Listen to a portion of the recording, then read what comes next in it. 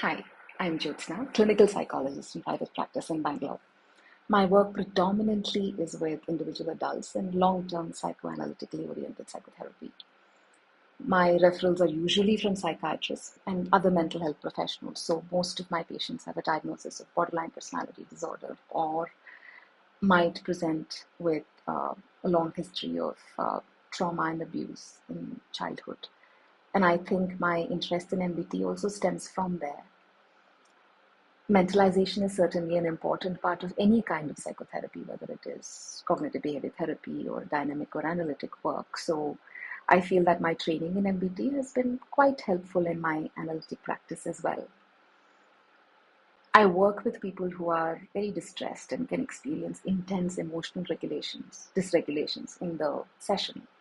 And there are many junctures at which emotions are flying high, whether it is mine or my patient's. So I feel that the clinician stance in MBT is a great way to bring the focus to the here and now, to lay out for myself and my patient what is it that I'm noticing now, which makes it possible for me to step back, de escalate the situation, collaborate with the patient again to understand what is really happening between us, and then redirect the focus back to the patient's internal world and my own responses to that.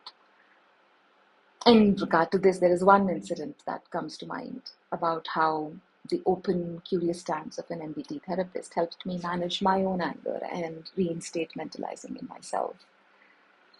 I was seeing this young woman in once weekly therapy online. My work with her was only online. She had reached out to me because she wanted to improve her focus on her career and her studies.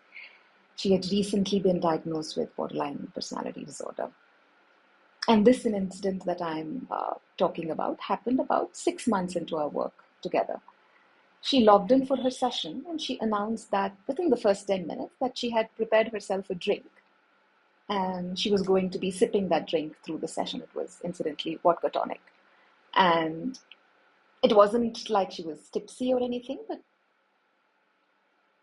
it was not as if she was unable to have a conversation but it was just the casual way in which she announced this that struck me. And I, of course, immediately told her that we would have to stop the session if she wanted to drink, and the session and the drinking can't happen simultaneously. She was very angry about it and thought that I was being very unreasonable and old-fashioned. But anyway, decided to comply with it, in her words, and put it away. I found myself getting very angry because this patient had been missing her sessions, trying to find a way to reschedule them. She was not able to maintain the same space to log in for her sessions, etc. So anyway, I was feeling that the framework of these sessions was being rattled. I was quite disturbed in that particular session, and my first instinct was to end the session because it had gone on for almost 6 months now. But then I was also aware that there was no way that I could control this if it happened in future, and I felt that I needed to make sense of what was really happening. So I literally hit the pause button and took a step back, and I pointed out to her that it was interesting, not just that she wanted to have a drink in the session, but she was announcing it to me in that particular way, in such a casual manner. She first began talking about the anxiety in social situations, and she was hoping that having a drink would help her here and she would be able to talk more and talk better. But then she gradually also began to reflect on what was that announcement all about. She then realized that she wanted me to know about it. Then we both began to talk about the impact it would have on me as her therapist at the receiving end.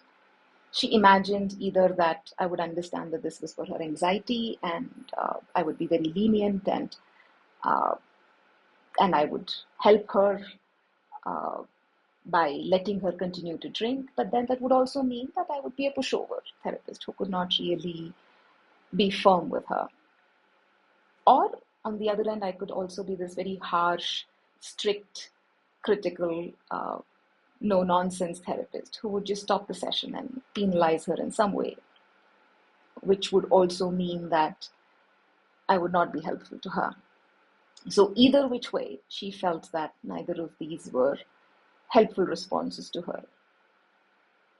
But then just the thought that we could think about it like this, allowed her to reflect on her relationships outside of the session and how this kind of a pattern was being repeated in her professional and personal relationships outside, which was a huge breakthrough for us because that allowed both of us to hit the pause and reflect a little more about what was unfolding in the here and now between us, and again get back to what it meant for her.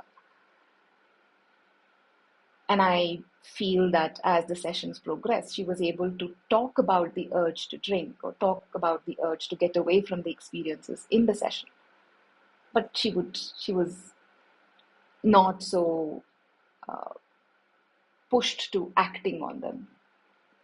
And I feel in such situations where the emotions are running high and or there are such strong countertransference responses which could potentially be detrimental for therapeutic work, the MBT approach becomes my anchor to regain my own capacity to think and reflect. And this precious recalibration has time and again helped me in re-entering the conversation with my patient in a more therapeutic way or an emotionally regulated way.